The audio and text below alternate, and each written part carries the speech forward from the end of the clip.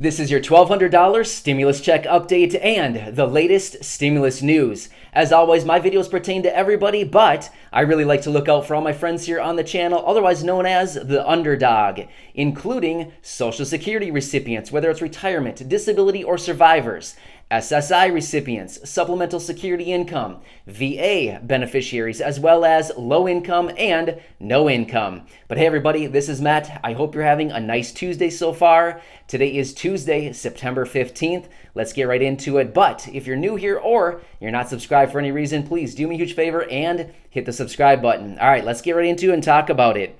We have an increasing number of Democrats reaching out and encouraging Nancy Pelosi to come together with Republicans to come up with another stimulus relief bill.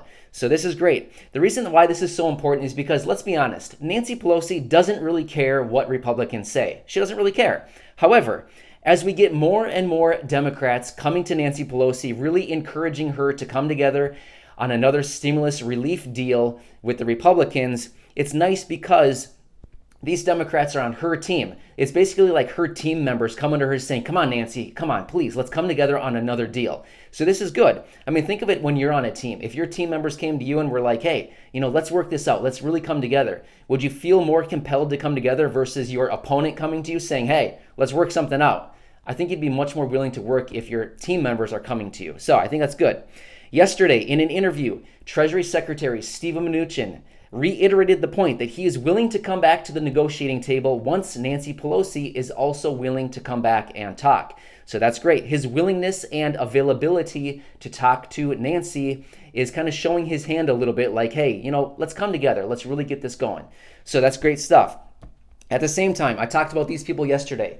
The Problem Solvers Caucus, they are quietly working behind the scenes to propose and introduce a $1.5 trillion stimulus deal. And it's also said that those $1,200 stimulus checks would be included in that proposal. Again, they're quietly working behind the scenes. We don't know all of the parameters of this proposal that they're working on. However, it's said to be about a $1.5 trillion deal that they're working on, which is great stuff. Now, this Problem Solvers Caucus, I talked about them yesterday and I've talked about them in the past.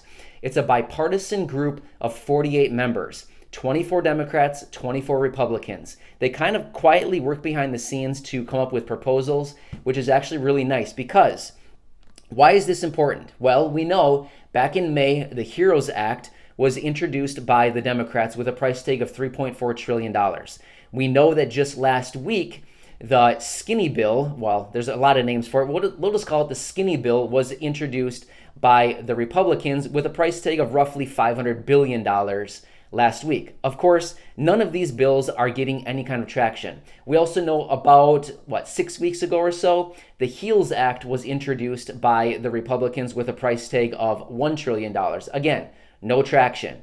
The reason why this is important with the problem solvers, what they're doing is they're not perfectly right in the middle of that $1 trillion or $500 billion or the $3.4 trillion. They're not perfectly in the middle of all of those packages. However, they're pretty close to the middle. And again, this is the initial proposal.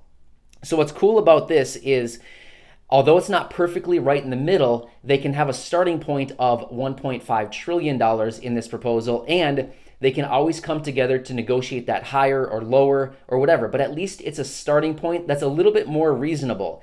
Let's look at the $500 billion skinny bill and the $3.4 trillion HEROES Act. The deal is those are kind of on the extremes, right?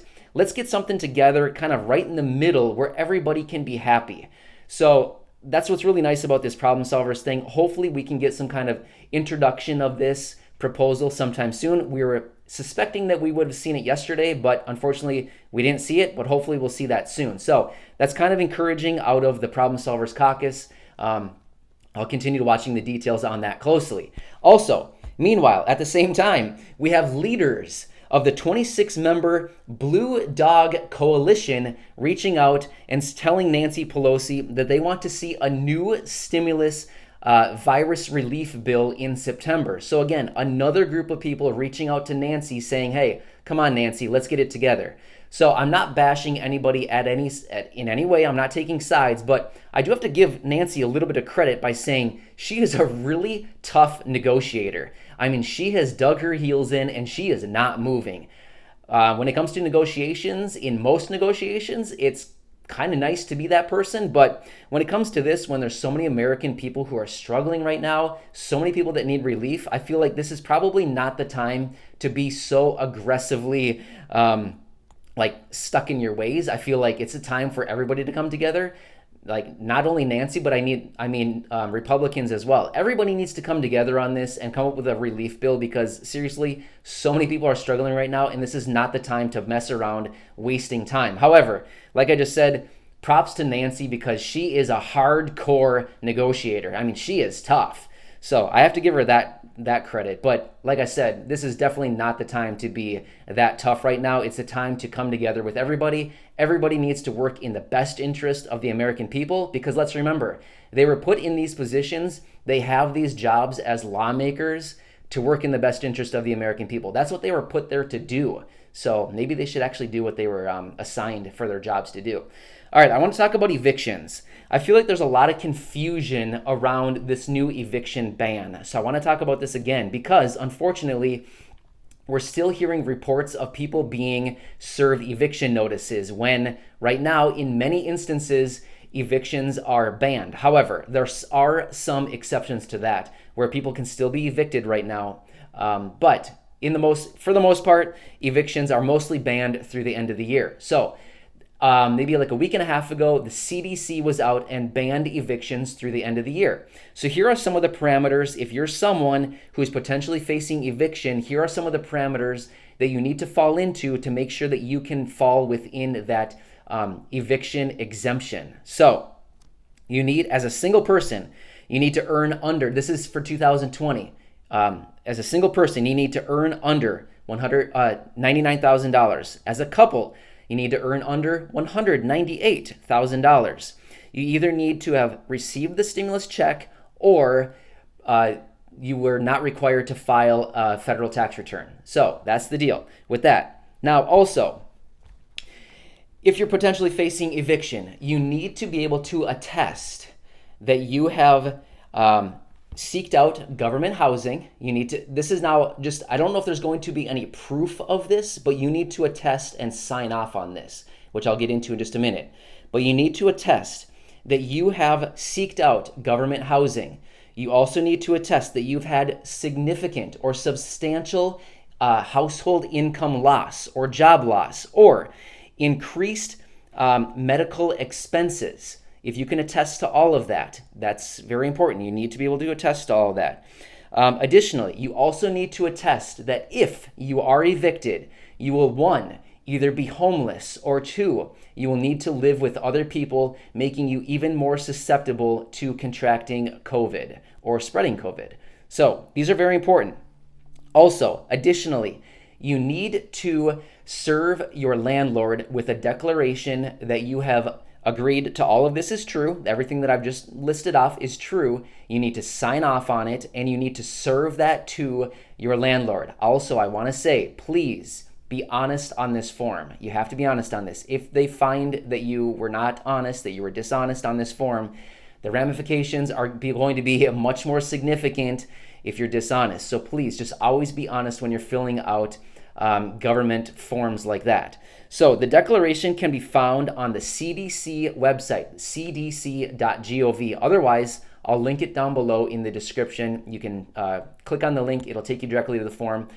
When you fill out that form, fill it out, make sure you sign it, make sure you're honest, and keep a copy for yourself. And when you serve it to your landlord, if you can, if this is possible, serve it to that person in person. So when you see your landlord, say, hey, landlord, I'm really struggling. But here, at the same time, I'm going to serve you with this declaration saying, basically, you can't evict me through the end of the year because I'm falling into all of these parameters. If you serve that person the declaration in person, you know that they've received it. if you send it to them in the mail, potentially it could be lost in the mail. They may say, yeah, I never received it. But actually, if you're handed to them in person, you can certify like, yes, that person got it, and here it is. I have a copy for myself, and be sure you keep that copy for yourself. That's very important as well. So I hope that clears up some confusion